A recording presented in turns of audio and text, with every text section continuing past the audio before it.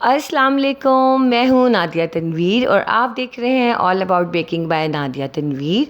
तो जनाब, नज़रें रखनी है मेरे हाथों पे, मुझे सुनते जाइएगा। जो हमने कल केक्स बनाए थे, 4 पाउंड केक बनाया था ना मैंने, तो 2-2 पाउंड के हम 2 केक बनाएंगे। आज एक केक बनाएंगे 2 पाउंड्स का और कल एक बनाएंगे, ठीक है। आज है ये बात पक्की। थीम केक वाला ये फज केक हमने बनाना है, अंदर हम फज की फिलिंग करेंगे, ठीक है। अब मैंने क्या करना है कि मैं ये जो दो है ना, इस तरह से मैंने रैप करके रखे थे, इनको मैं लूँगी तो हमारे पास टोटल 4 लेयर्स हो जाएंगी केक की, ठीक है। 2 पाउंड केक की 4 लेयर्स होंगी, तो आप खुद देखो केक की हाइट कितनी अच्छी आएगी, सिर्फ़ और सिर्फ इस वजह से कि मैंने इनको 2 डिफरेंट पैन्स में बेक किया। ठीक हो गया।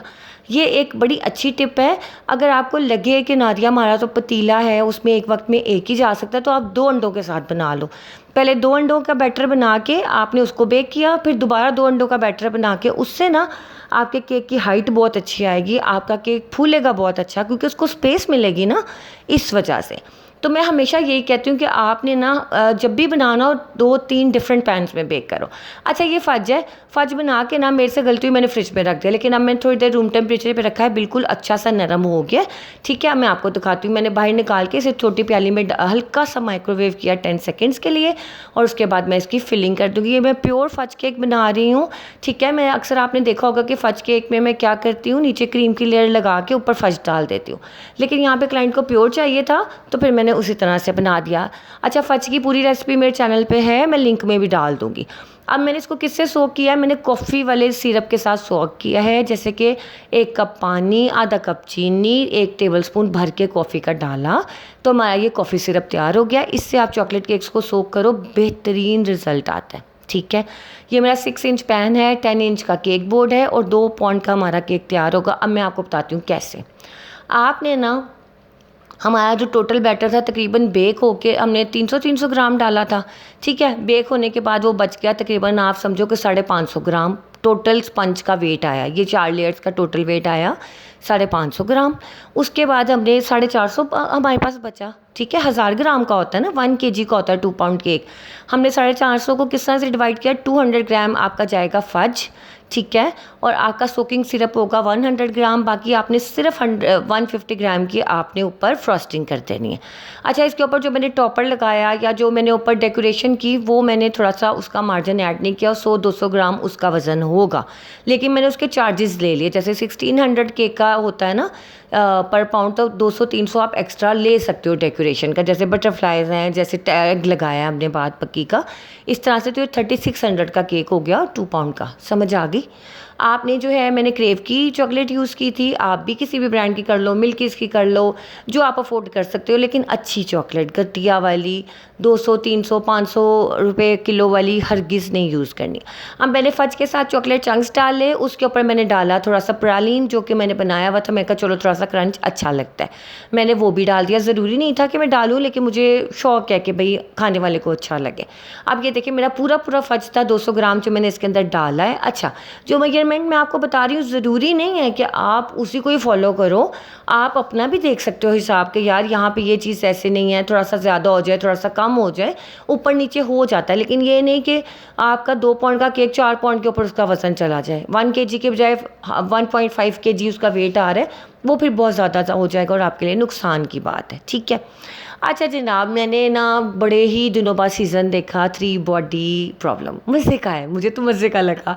आया तो हुआ था कब का, लेकिन मुझे टाइम नहीं मिल रहा था, मैंने सेव कर लिया हुआ था। फिर मैं कहा चल मैं देखूंगी, थिंग्स टू डू लिस्ट में मैंने डाल दिया था। मुझे बड़ा मज़े का लगा। इकट्ठी एपिसोड्स देखो ना, और मज़ा आता है। और मुझे शिद्दत से उसके नेक्स्ट उसका इंतज़ार है कि कोई आए उसका नेक्स्ट सीज़न। लेकिन फिर जब मैंने गूगल किया तो पता चला यार 2026 में आएगा, 25 में तो आने के चांसेस नहीं है।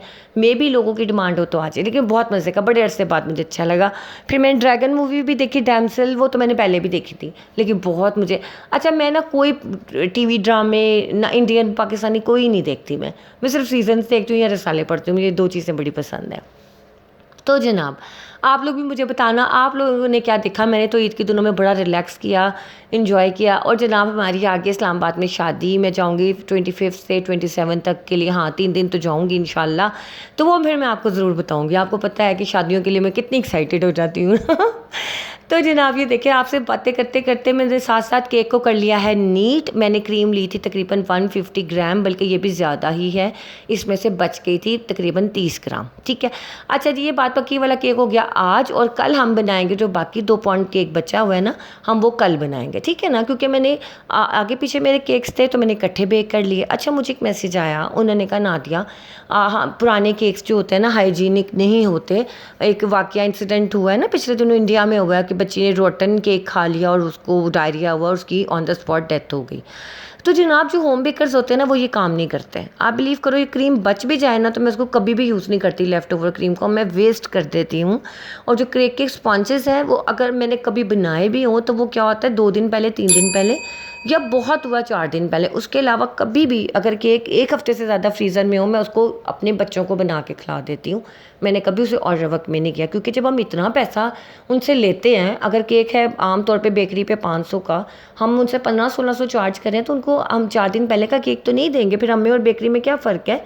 ये जो मैंने आपको तरीका बताया ना, ये तरीका जो आप केक को बेक करके क्लिंग रैप करके फ्रीज़र में डाल सकते हो, फ्रीज़र में ना प्रोसेस रुक जाता है, स्लो हो जाता है। आपके अंदर केक के अंदर जो डेवलपमेंट होनी होती है, जो आप कहोगे किसी भी तरह की अगर कोई अनहाइजीनिक चीज़ डेवलप होनी हो वो नहीं होती। फ्रीजिंग पॉइंट पे आके कोई भी चीज़ कभी भी नहीं होती, ठीक है ना, फ्रीज़र में कभी ख़राब नहीं होती।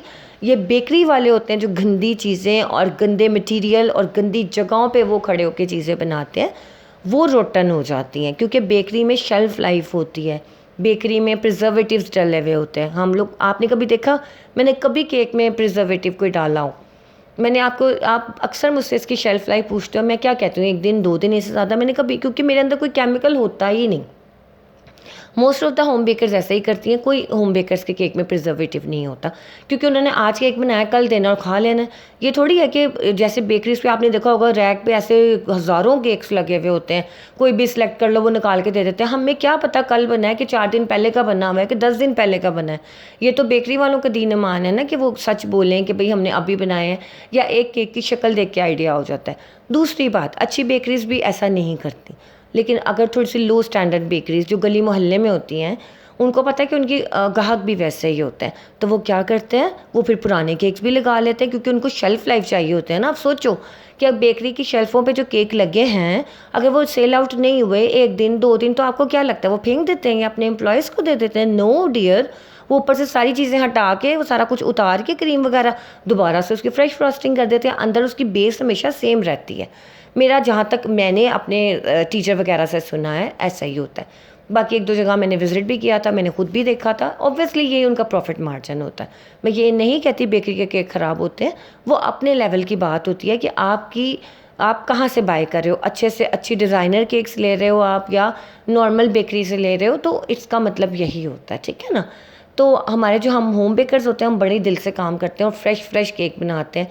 अब ये देखो, ये एक केक है, मैंने परसों इसको बेक करके फ्रिज में रखा। अच्छा, जब भी आपने केक का स्पॉन्ज बनाना, उस दिन कभी भी उसके ऊपर फ्रॉस्टिंग या फाइनल कोटिंग नहीं करनी, आपका केक ख़राब हो जाएगा, ठीक है। आपने हमेशा अगले दिन उसको करनी है ताकि वो स्टिफ़ हो जाए, थोड़ा स्टेबल हो जाए, उसके क्रम्स ना निकले। क्रम कोटिंग बड़ी ज़रूरी है, मैंने लिख के भी लगाया मैंने कब क्रम कोटिंग की है और कब मैंने फाइनल कोट या फाइनल प्लास्टर की है, ठीक है। अब ये देखो, ये मेरी है शुगर क्राफ्ट की गोल्डन डस्ट, इसको मैंने वेजिटेबल ऑयल में मिक्स किया और ये आपने मोल्ड देख लिया है। मैंने इस मोल्ड से ये सारी जो बीड्स वगैरह थे निकाली। अब देखो मैं इसे क्रीम पे लगा रही हूँ, मैंने इसके नीचे कोई टाइलस ग्लू, कोई चीज़ नहीं मैंने लगाई, डायरेक्ट मैं इसको केक के ऊपर लगा रही हूँ। आप भी ऐसे लगाओगे। मैंने येलो कलर इस वजह से फॉन्डेंट का डाई किया कि इसमें जो गोल्डन कलर है बड़ा खिल के सामने आता है, उभर के सामने आता है। अच्छा, मैंने नाम जिस मोल्ड से निकाला था आपने देख लिया है ना, वो वाला नाम आपने मोल्ड देख लिया दोनों, आप उसको आराम से दराज पे से मिल जाएंगे। अल्फ़ाबेट मोल्ड लिखोगे ना, मिल जाएंगे। मैंने दराज से ही मंगवाए थे, मेरे हाथ से 1300-1400 के 2 थे, और फिर वो नंबर वाला मोल्ड भी था, छोटा वाला। तो जनाब आप ये देखो, मैंने बाकी इसके ऊपर जो हल्का सा रह गया तो उस पर मैंने गोल्डन डस्ट कर दी थी, क्योंकि गोल्डन डस्ट बड़ी एक्सपेंसिव हो गई हुई है भाई, तो एहतियात से करनी चाहिए। और बड़े सारे ब्रांड है, रोलकम है, शुगर फ्लेयर है, आपने अच्छी इंपोर्टेंट ब्रांड की लेनी है, इसमें पैसे नहीं बचाने क्योंकि नुकसानदेह होती हैं। घटिया वाली गोल्डन डस्ट कभी यूज़ नहीं करनी, जो आपको 400, 500, 600 की मिल जाए, वो हरगिज़ अच्छी ब्रांड की नहीं होगी, फूड ग्रेड नहीं होती, ठीक है।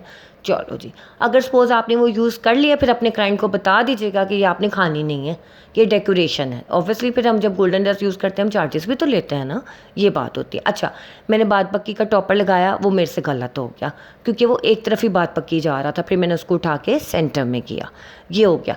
आप ये देखो, आप इस केक का वेट करोगे ना तो इस केक का वेट आया था 1250 समथिंग। मैंने क्योंकि पूरी पूरी मेजरमेंट्स के साथ बनाया था। आपको समझ आ गई?